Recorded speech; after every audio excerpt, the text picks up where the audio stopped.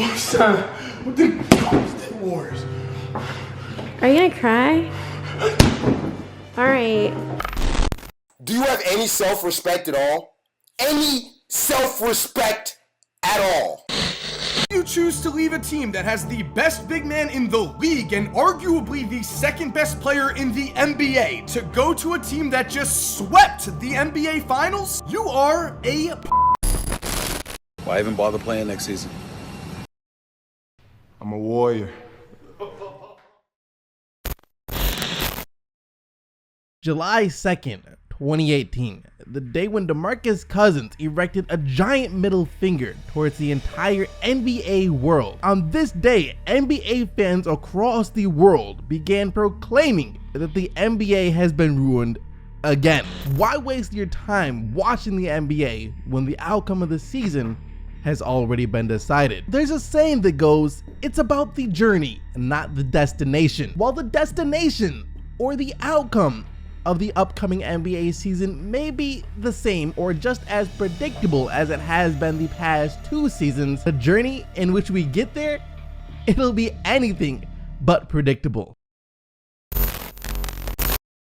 Yo, what is up guys? It's me, Zach Lee. While the journey we are about to experience this coming October may be unpredictable, today I'm gonna try and do my absolute best to predict at least one thing that I think could shock us all in the 2018 season. But before I do that, I do have to give a quick shout out to the sponsor of this video, SeatGeek. While the NBA season may be unpredictable, your ticket prices and the seats you get when purchasing your tickets don't have to be. And with SeatGeek, it's not. You get the guaranteed best prices on tickets to any live event. Even better, when you use the promo code SDC to receive $20 off your first order. And on top of that, you also get to see the views from the seats of the tickets you purchase before you purchase them. So once again, there is no unpredictability. But you guys can learn more and download the app by using the link in the description box below.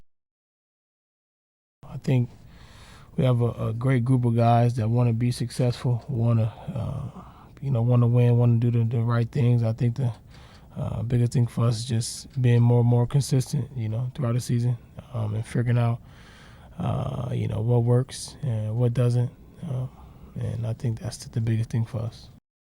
Disappointing, perplexing, confounding, befuddling, depressing, frustrating, displeasing, and inadequate.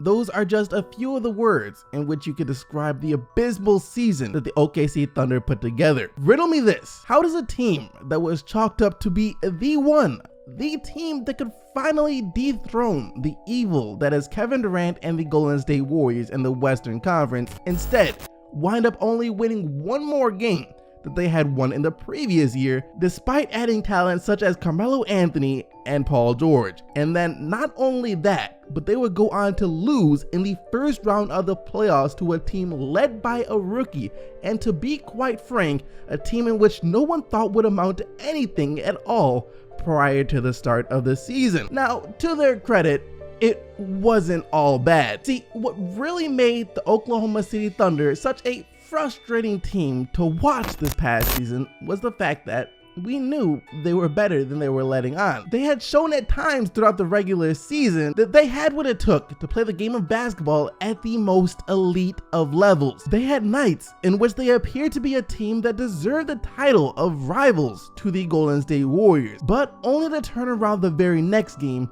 to look like a team that had no clue what it was doing. The Oklahoma City Thunder essentially were the NBA's Dr. Jekyll and Mr. Hyde, a true conundrum. Which is why I'm now going to ask you guys a question that at first seems laughable, but after further research, further science, it's a question that could have some plausible merit to it. And that question is, can the Oklahoma City Thunder in this upcoming season obtain the best record in the Western Conference? Can they regain their position as one of the league's elite teams? Now, before you simply tell yourself no and carry on with your day, let me explain why you should be giving this a little more thought. I think now it's just more about kind of just reevaluating everything, me individually, career-wise, team-wise, just things that you have to step away from the game now that you have the time to, and kind of just get away from it for a little bit and almost reevaluate everything. Addition by subtraction. The notion that sometimes what you need isn't more, but less. That you could be better off getting rid of something, or in this case, someone who might be holding you back, instead of simply adding more pieces to the already disjointed mess that was the Thunder last year. And of course, the person that I'm talking about here is Carmelo Anthony. And we have seen examples of addition by subtraction working in the past. Meantime, other news in the Western Conference that came down yesterday, and let you guys weigh in on this. 11 games into the season, the Houston Rockets fire Kevin McHale with a record of 4-7. Again, a team that went to the Western Conference Finals a year ago. The Houston Rockets, coming off a year in which they had reached the Western Conference Finals before falling to the Golden State Warriors. And of course, heading into the 2015-2016 season, they were still supposed to be one of the NBA's elite teams, win close to another 60 or so games, and be one of the few teams that could be a real threat to the Golden State Warriors in the West. That was the general consensus amongst us fans. However, instead, we saw more or less exactly the same thing that we were witnessing with the Oklahoma City Thunder this past season, a team that on occasion would show that it could compete with the best of them, but more often than not, appeared to be a disjointed mess. Another case of the Dr. Jekyll and Mr. Hyde syndrome. Then over the offseason, they themselves performed a bit of addition by subtraction, opting not to bring back Dwight Howard, and because of that, they go from winning 41 games and finishing as the 8th seed in the West to once again regaining their powerhouse status by achieving a record of 55-27, claiming the 3rd seed in the Western Conference. Addition by subtraction. And if addition by subtraction isn't convincing enough, then how about addition by addition, or in this case, addition by re-addition? I've always, been very, very big on Andre. He's one of my favorite players just because of the things he brings to the game. I know a lot of people across the world, a lot of you guys, even doubted Dre many, many times about, his shooting and all that stuff. But to me, man, the type of guy he is, the things he brings to the game is a huge, huge impact on our team and what he brings to the table. And I never take anything he does for granted because of the way he lays it out on the line.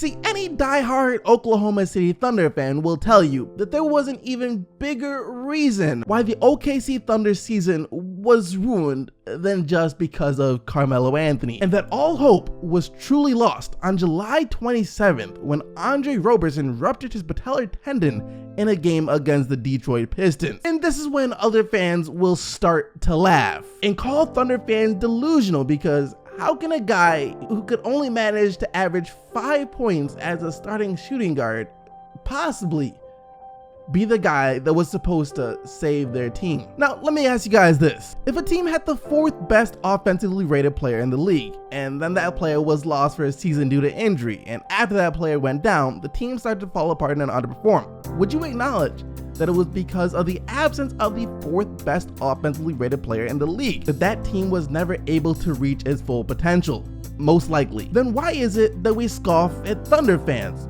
or even players, coaches, and executives who all claim that the Thunder were never able to overcome the loss of Roberson, considering when he played this past season, he had the 4th highest defensive rating in the league? The answer to that question is simple, actually, because defense, real defense, doesn't show up in the box score. And when you're watching the games, the only defense you see or pay attention to or even acknowledge are steals and blocks, and all of the other real defense goes completely under the radar. We are too busy watching those who have the ball. Offense is flat out much more entertaining to watch, so we don't notice the guys like Andre Roberson that help their team in ways which cannot be captured in a box score. Andre Roberson is a world-class defender with no offense, so he gets overlooked and undervalued by most, while on the other hand, world-class offensive players with no defensive game are considered to be superstars, the game's elite. simply because what they do appears in the box score.